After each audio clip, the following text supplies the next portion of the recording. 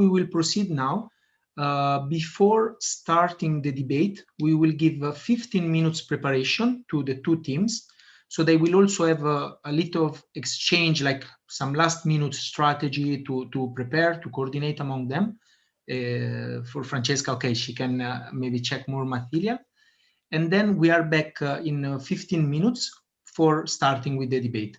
So I will now create some small private rooms, and I will assign the observers to one or the other room, and they can check a bit also the preparation of the debaters. Thank you.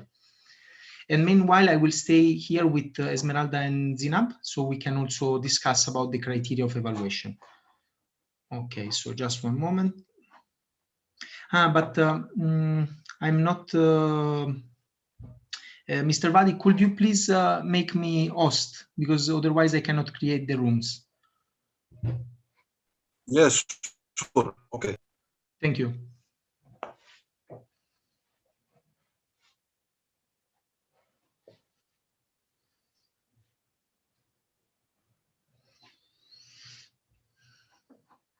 Okay, now I can create the room.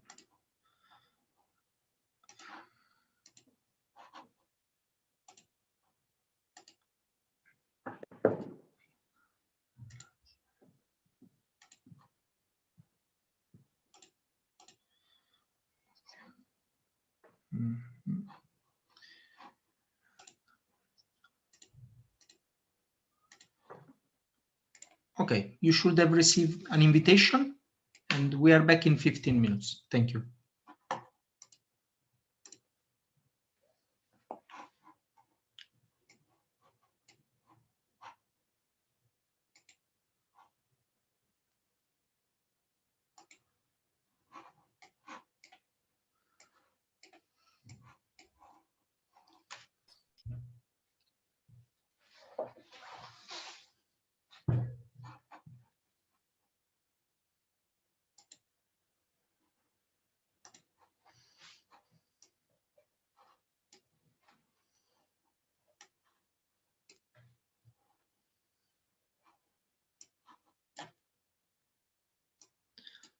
Okay, so meanwhile, dear Esmeralda and Zinab, we can discuss briefly about the criteria. I guess you are pretty much familiar already. So just tell me if it's not clear. But in this session, we thought about evaluating according to the four main criteria, 25 points each. So the first one is the argumentation. The second one is the rebuttal. The third one is the fulfillment of the role and the style. And the last one is the intercultural dimension. Are they clear to you, right? Yeah. Okay. Yes, and with the same points, each of them, right? Yeah. So each of them 25 is the maximum. Let's remember, just for you to know, I mean, none of them is familiar with, I think all of them are at the first experience. So we will see how it will be. They will do their best, of course, but just for you to know. I mean, especially we had a preparatory meeting, but I don't know how much they, in the role fulfillment, I'm afraid they will mess a bit, but we will see. But in any way, maybe you can evaluate for the third point, especially like the use of the voice, you know, how much they are persuasive, how much they use intonations, they repeat the keywords and so on. Okay. Oh, thank you. And also, if you want, I was thinking maybe in the meanwhile, I can also put you, even if you are adjudicators, but maybe I can put you in the breakout rooms with Francesca, as she's basically alone there. Okay. So I don't know, you can just check if she's okay, if, I don't know, if she needs some Sure. support. Okay. Okay, so I will assign you to the room with Francesca. Okay, thank you very much. See you in 10 minutes.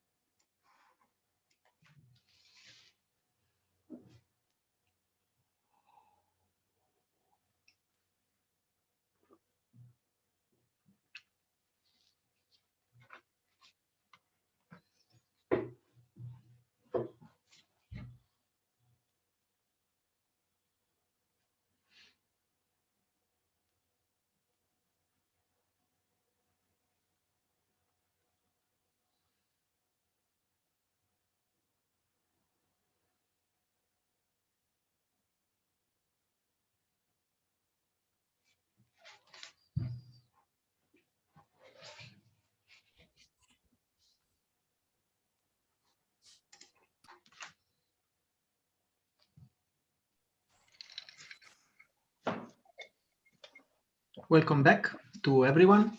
So we are ready to start with the debate. So I just want to remind the motion and the event. So we are within the action Act for Dialogue, Be a Plural Citizen, promoted by the Agir Ensemble Association, the ALF Head of Network Morocco. So we thanks them for hosting us today and for organizing this event.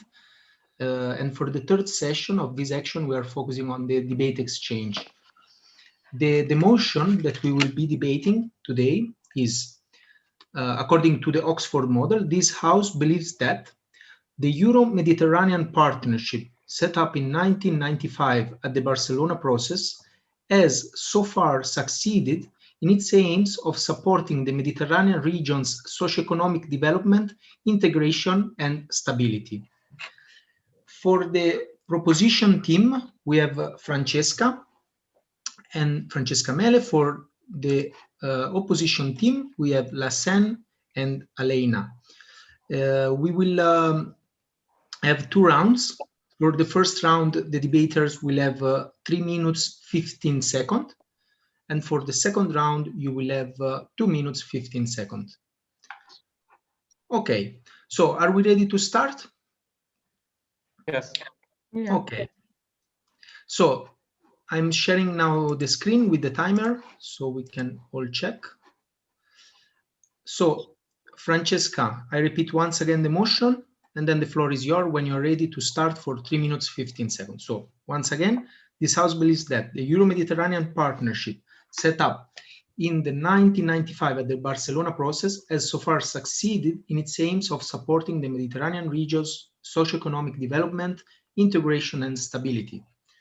So Francesca, the floor is yours. Okay, thank you. Sorry, I'm a little bit, okay. The Barcelona process, or also known as the Euro-Mediterranean process, was set up in 1995. And today we are here to celebrate 25th anniversary of its launch.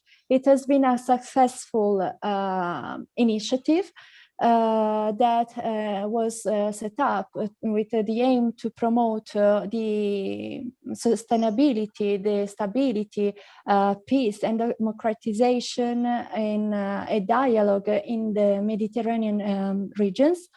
And when the Barcelona Declaration was signed, 3 main pillars were also recognized. One was the political, the political and the security pillar that to achieve through a partnership that has its defined its strength in the United Nations Declaration Charter for Human Rights and the Universal Charter of Declaration of Human Rights. The second pillar is the economic partnership to promote free trade among the European Union and the Mediterranean regions. And the third and last but not least pillar is the socio-cultural and human pillar to promote, to foster the social development as the other side of the economic development. I would like to mention the ex-post evaluation of the impact of trade chapters of the Euromed, so a document from the European Union published in February 2021, where, for example, were mentioned the relationship, the economic relationship between EU and Algeria, for example, or with Egypt and Jordan. So European Union with Algeria, they express once again they will to step up trade and investment. With Egypt, they will to foster the modern and sustainable economy, and with Jordan, once again to enhance the trade with the European Union. So this economic development also reflect on the social human capitals that Mediterranean regions have to offer, enhancing cooperation and sustainability. Thanks. Thank you very much. Thanks a lot, Francesca, for this first contribution. Now the floor goes to the opposition team. So the first debater of the opposition team is Mr. Lassen. So the floor is yours from the moment you start to speak for 3 minutes, 15 seconds. Thank you very much indeed. Thank you for organizing this debate. Of course, my team is opposing, of course, the statement that the Euro-Mediterranean partnership has been successful or has succeeded in its aims of supporting the region's socio-economic development, integration, and stability. Of course, we acknowledge, as the first speaker of the first team has said, we acknowledge some of the positive outcomes of the partnership for the Mediterranean, like what the speaker said about free trade and some economic benefits. But the question is, has this been able, or has the partnership been able to make people or to improve the economic situation of people? And of course, when the speaker mentioned the economic pillar, we know that the economies of the southern part of the Mediterranean are still suffering. We know at the social level, for example, that the waves of migration are still strong, and recently there are thousands of young people who are trying to cross the Mediterranean Sea, risking their lives for a better life in Europe, which means, of course, that the life conditions are not yet that good in their countries. In terms, of course, of the efforts that have been made, of course, as I said in the beginning, they are positive, but the economic gap between the north and southern parts of the Mediterranean is still big. According to the Euromed statistics published by the European Union in 2015 and also in 2020, poverty rates are still higher in the southern part. For example, life expectancy is the lowest in Palestine. It's the lowest in the region, the life expectancy in Palestine. And life expectancy in southern countries in general is reported to be lower than in European countries. The increase in migration, of course, as I said, is also an example of an economic unrest. And now, as at the talking about migration, even when these immigrants arrive to Europe, will they find heaven? This is a big question. For example, I have a brother who has been living in Europe for more than 30 years in France, and he reported to us that the economic conditions are getting worse and worse. So even for people who live in Europe, of course, there is still a problem of, it's getting, the standard of living is getting worse and is not any better. Of course, the European partnership has played some roles, but it hasn't played a significant role in achieving peace in the region. And this is another argument. The escalating violence in the Middle East these days, and the war in Syria, which is still ongoing, the unrest in Libya, are still unresolved conflicts, which show that we have failed in attaining political stability in the region. So all of these factors, lead to say that although the Partnership for the Mediterranean has had some benefits at the economic level in free trade, but at the political level, at the social and economic level, it has not improved the situation, unfortunately. So, sorry, I have to stop you because time is up, but you will have another round to deepen the analysis. Thank you so much for your contribution.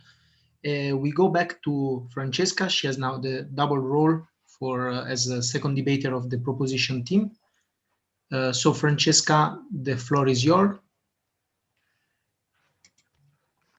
Okay, so I believe that the proposition team believes that the Euro-Mediterranean Partnership set up in 1995 has so far succeeded in its aim because, for example, as the counterpart mentioned, for the immigration,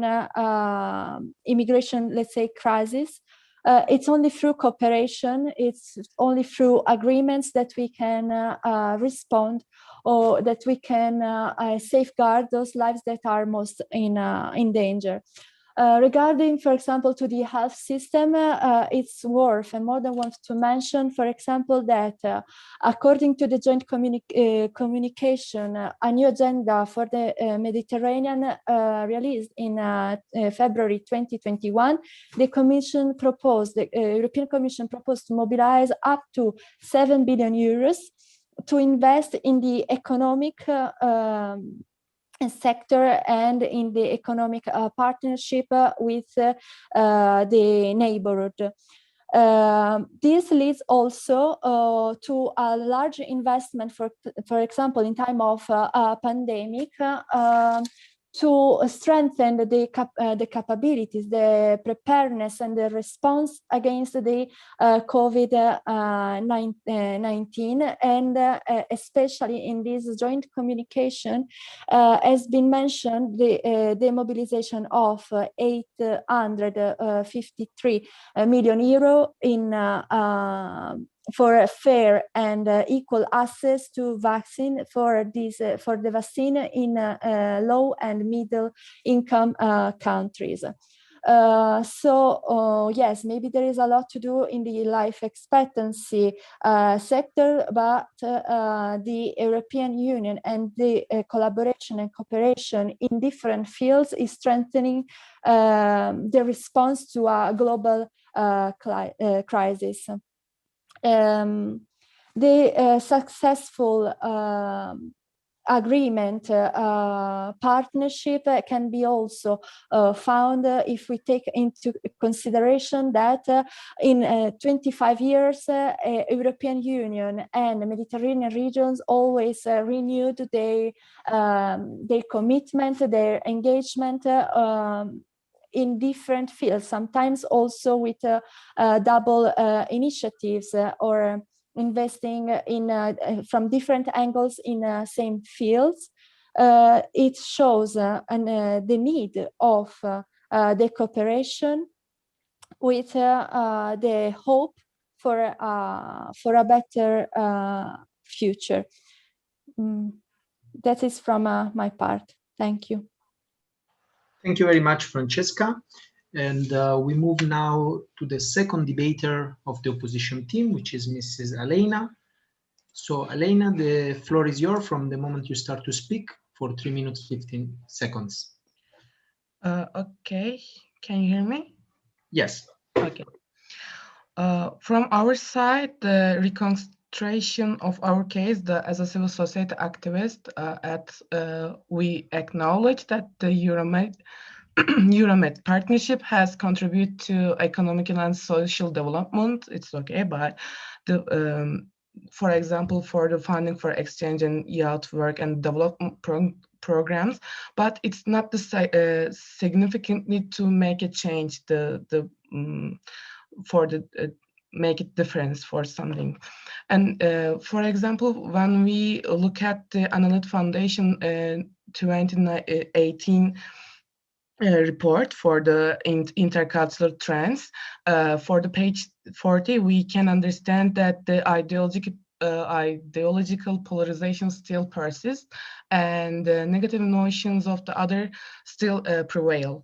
And there is lots of things that we can add for it. And for example, the religious beliefs and the practices and the family solidarity is this the case of the we can should look up and try to change, because there's still some much people how can I say it, like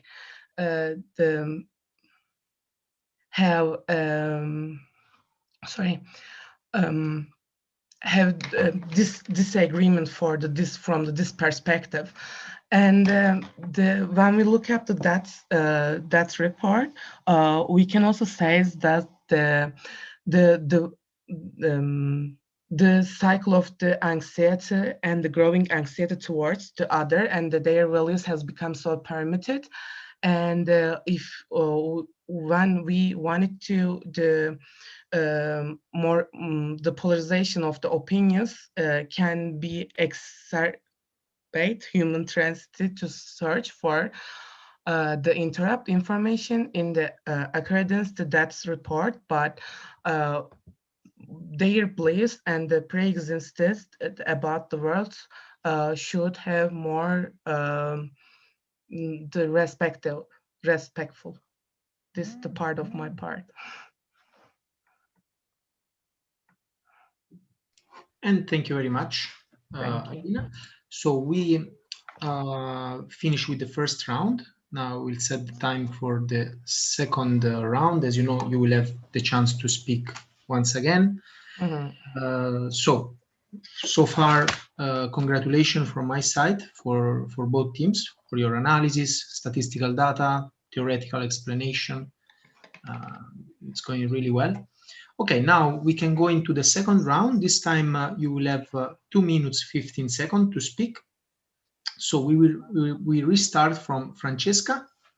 So Francesca, the floor is yours. Okay, thank you.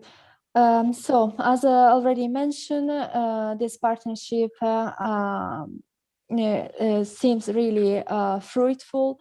So far we have talked about the political and especially the economic sector, but we didn't mention, or we didn't talk enough about also the cultural and the social cultural pillar that was the third of the one recognized and highlighted by the Barcelona Declaration.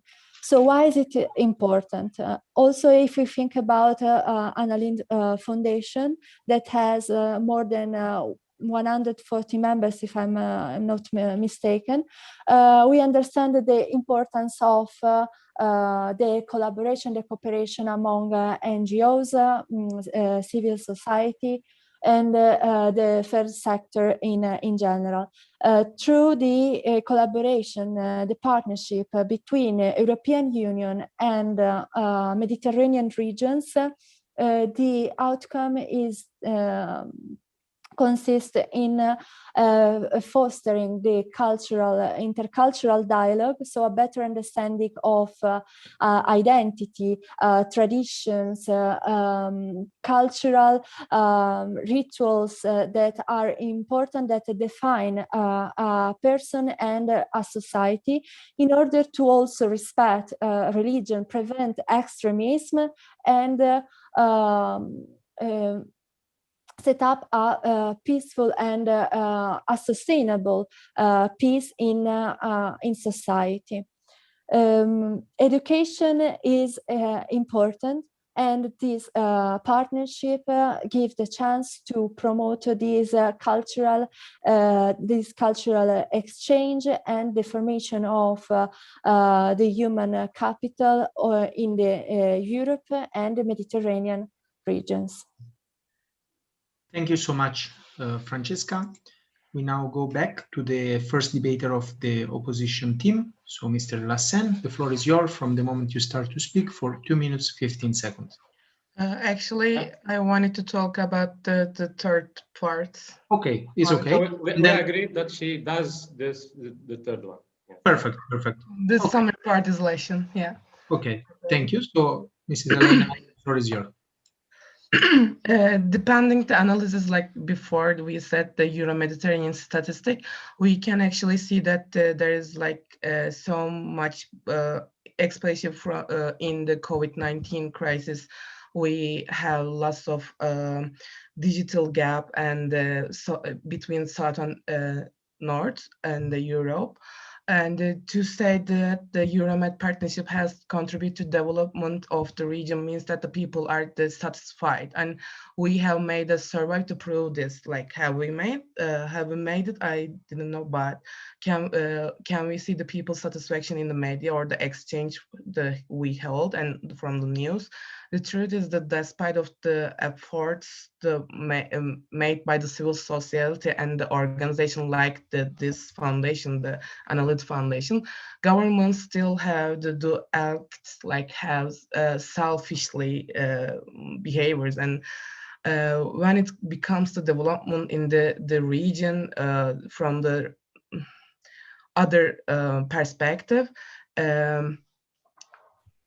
we should look at even in right now the COVID-19, the still there is some vaccine distribution is held, and the is not the same the other countries. And the Euromed partnership has the kind of the how can I say the add to do good to do in this perspective, and the all governments acting is not as a Euromed member, and but the country needs in Europe not to be alone in the Southern.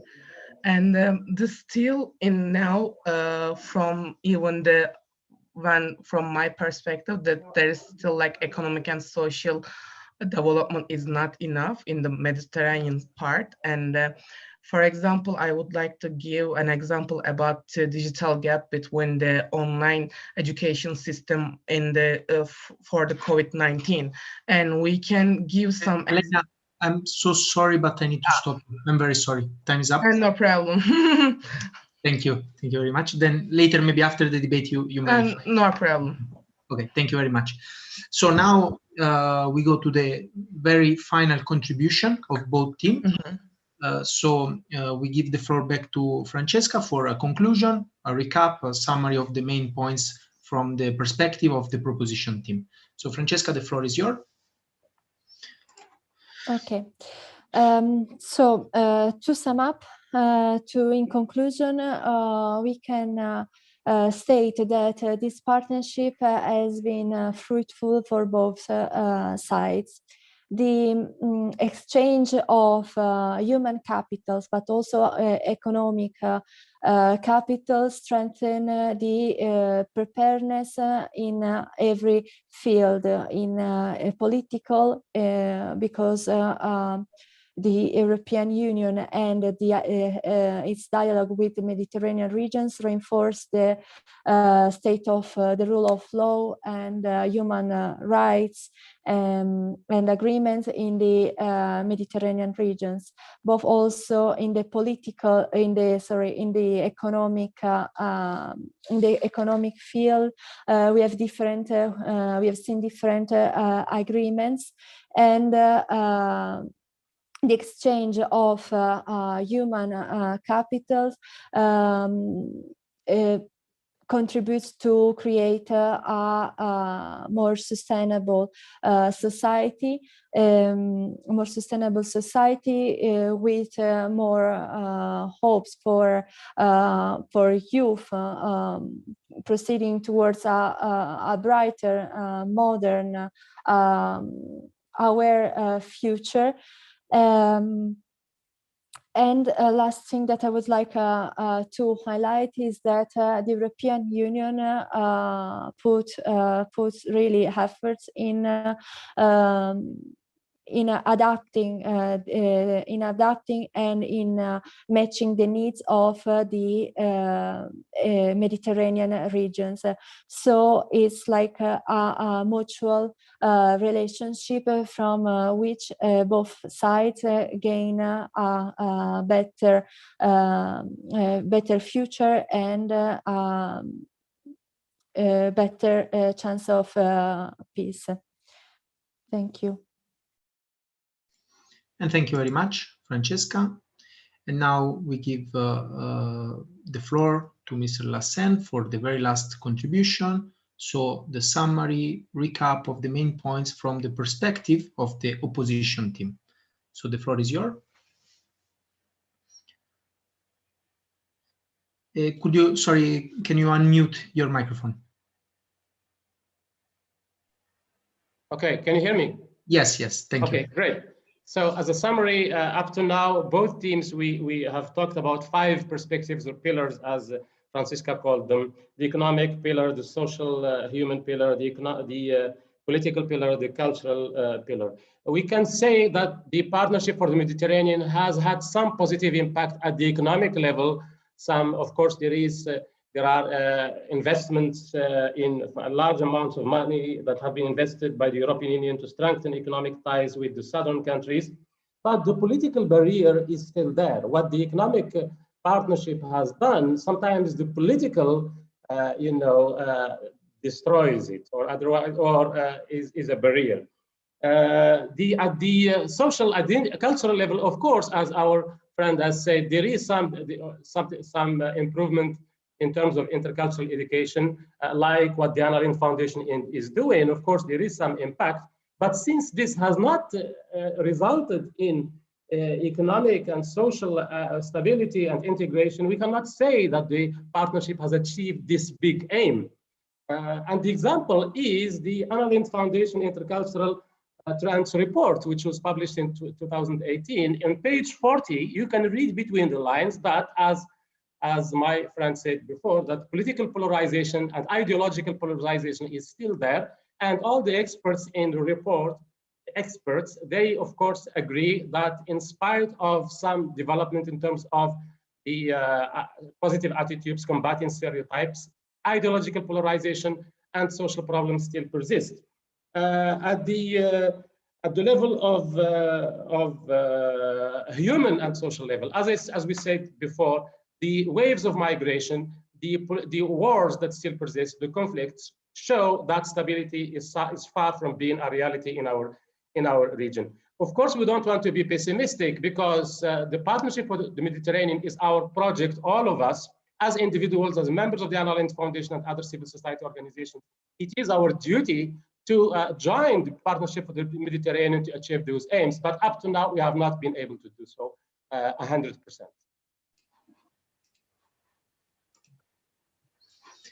Thank you very much. Thank you very much. So big applause for all the debaters. Thank you for virtual applause for us for enjoying this very interesting exchange of perspectives.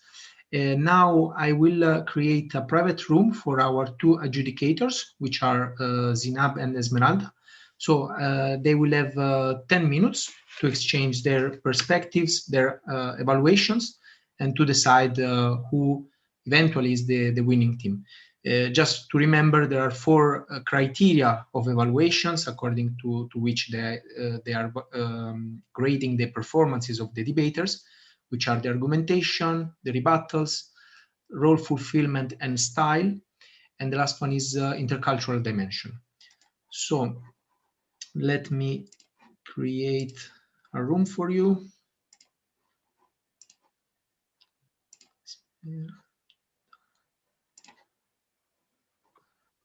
Okay, you should have, Esmeralda and Zinab, you should have received an invitation. See you back in 10 minutes.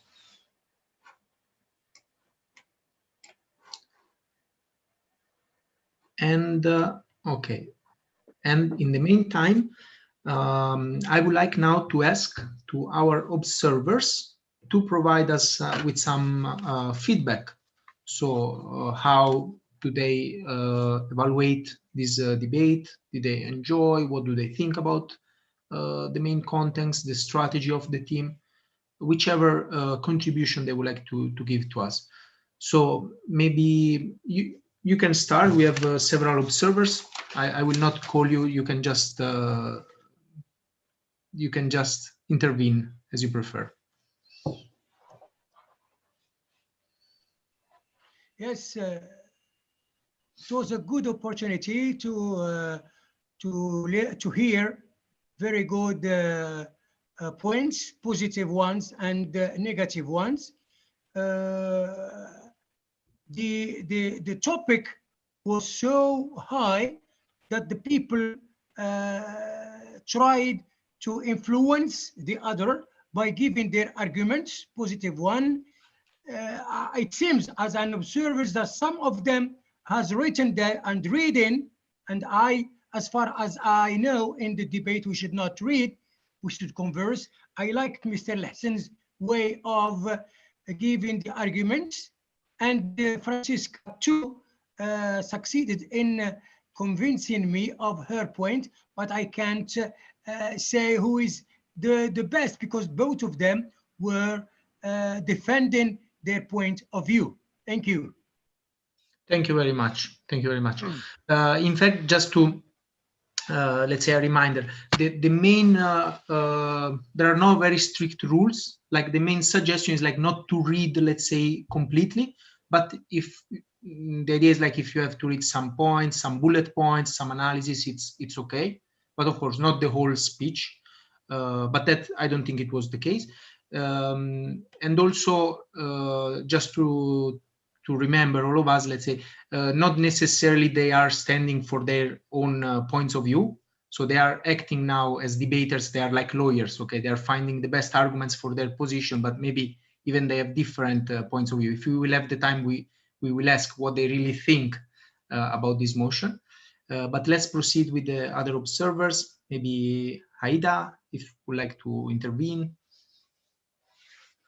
Yes, I think that we had different arguments, and that we have read some of them. It's okay, because maybe we didn't have many experience. So that's it, I think. Thank you very much. And maybe Mr. Nejet, would you like to give us a feedback? Okay, thank you, Jacobo. Thank you for organizing this meeting. At the beginning, we had some confusing link. That's why some of the participants doesn't come to meeting. But anyway, we are doing this. I'm following the debate. Both teams are very good, and you know, Mediterranean issue always is very heavy issue, because of the European Union wants to create one Mediterranean, you know, union, and some of countries is against the Mediterranean Union. If we look to south of Mediterranean, there are poor countries and there are immigration to Europe, and Italy, France, and other countries has difficulty for the migration. In fact, it is a really, really hot issue. And I congratulate both of team. I hope we have good solution. Thank you very much. Jacopo, if only we had more time for preparation, because we are busy with our jobs, 2 days is not enough to prepare the arguments, because we have to read documents. I mean, a debate like this, we should have at least 2 weeks to read some, to consult documents, to get the statistics. But 3 days is, you know, not really enough. Definitely. I agree. I know we were a bit short on time, but I think nevertheless, it's also challenging for this. Like with the short time you have, you try really your best, and in the end, the quality, really, I attended so many debates. Let me tell you honestly, the quality was very high. You really had very good points. It sees that, I mean, it's clear that you are very well prepared nevertheless. In some cases, sometimes at the university, in the debating club, sometimes they do exercise of debating where they say the motion to the debaters 15 minutes before starting. So they just have 15 minutes just to prepare, and mostly it's about what they already know. But I totally agree with what you say, but nevertheless, we did the best we can with the time we had. Okay, thank you very much. And let's proceed with Begum, if she would like to give us feedback from her side.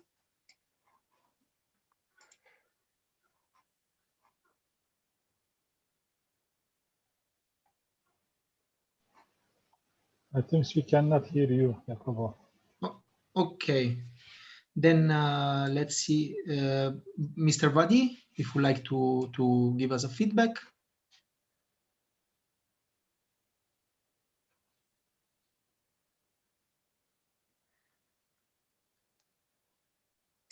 Okay, I don't know, maybe it's not here at the moment. Anyway, okay, we have just 1-2 minutes left before the adjudicators will come back. I will just like to ask to the three debaters very briefly, like if they were standing for the position that represents also their personal opinion. So if they really, let's say, also personally believe in being pro or against this motion according to their roles. So let's start maybe with Lassen. Sorry, can you repeat, Jacobo? Yes, yes. So my question is, your personal beliefs like do represent also your position. So you were in the opposition side. Yes. Do you also believe so that in fact the Barcelona Declaration did not fully succeed in ensuring the socioeconomic development, integration, and security, or it was just okay? For me, it was a personal belief that we can say that it has had some positive benefits, some positive impact, but I cannot say it has achieved its aims, because when I say it has achieved its aims of social stability, political stability, this is saying that it mission accomplished, but the mission is not accomplished yet, because in spite of the efforts, good efforts, but there is always this political thing that puts everything back and that constrains the efforts of organizations and even of governments. And sometimes we can see some aspects of I would say, of hypocrisy. If we look at the COVID-19 vaccine crisis, even in Europe, how it has been handled, how the political and the interests of certain countries are put as a priority over the interests of the peoples of the region, you can understand that the political factor intervenes to stop the, I would say, the strategic factor. So this is why I think that the aims have not been achieved. The road is still long. Of course, the European partnership was signed by government, the partnership for the Mediterranean signed by government. It supports civil society organizations, but the efforts of civil society organizations, they are not that effective because of political barriers. So we need more efforts, more lobbying, more voice to civil society, more voice to people, to human rights activists and so on. And for a more, I would say, there should be cohesion between the economic and the political, the social and the political, if we really want to achieve all the objectives. So this is my, I don't know if I have made my point clear, but it's my personal yes. belief. I think it was very, very clear. Thank you very much.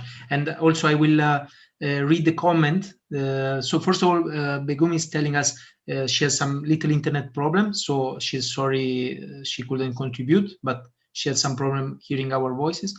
And Mr. Boashib is also supporting, let's say, your position, say that Barcelona Declaration is just a part of the way.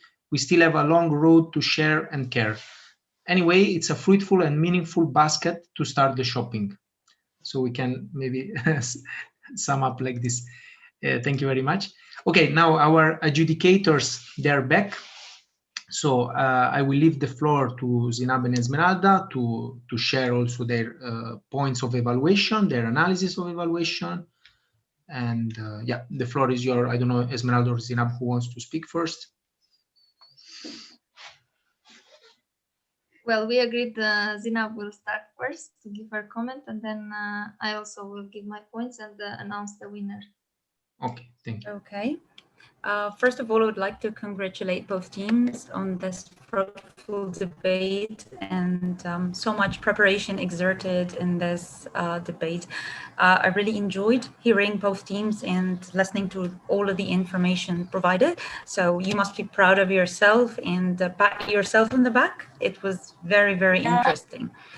First of all, I've got comments on both teams. Both teams have provided arguments and rebuttals against each other. Both teams have shown their ability in presenting and explaining their ideas. However, the reason one team went over the other is that one team showed a clearer strategy when presenting their argument. Following also this strategy throughout their argument, they also were clear in supporting their ideas with analytical illustrations, meaning is that they give statistics, numbers. They were clear in why, for example, they are accepting or rejecting an idea. Another thing is that for both teams in rebuttaling, this is a tip like I would like to provide, and I would leave the rest of the comments from my colleague Esmeralda, is that rebuttaling, we follow a strategy for rebuttaling. Most of the time, when we want to comment on the opponent team, we say what they said, why their for example, input is illogical from our point of view, and what is our input, and or maybe why we do reject this kind of an argument. So what they said, what's the problem with what they said, and why? What's, if you've got any statistics, for example, got any proof or evidence that you can support your point, your rebuttal with it. So this is how the strategy of rebuttaling goes. Otherwise, I will leave the other comments to Esmeralda. Thank you so much again for that debate. Thank you very much, Zinab, for your comments. I would also personally like to congratulate both teams for their preparation, for their efforts, for their great commitment. It's for debating for the first time. It's really highly to be appreciated. Personally, saying to have attended so many debates, it's really a good commitment and good representation of yourself. And I would just give a few more comments in why the winning team, let's say, was a bit more better than the other one. Both teams did great job, as we mentioned. Apart from the strategy and the coherence that Zinab mentioned, we also noticed that one of the teams was a bit defending better the arguments in terms of giving more convincing examples and data.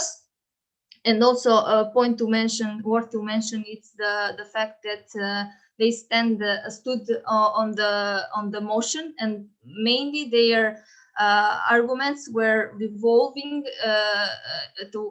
in defending their sole motion that they were standing, and not losing in other arguments that would rather stand in the motion, let's say. So the other team also performed these main points that we just mentioned, but they were better performed in the winning from the winning team, let's say.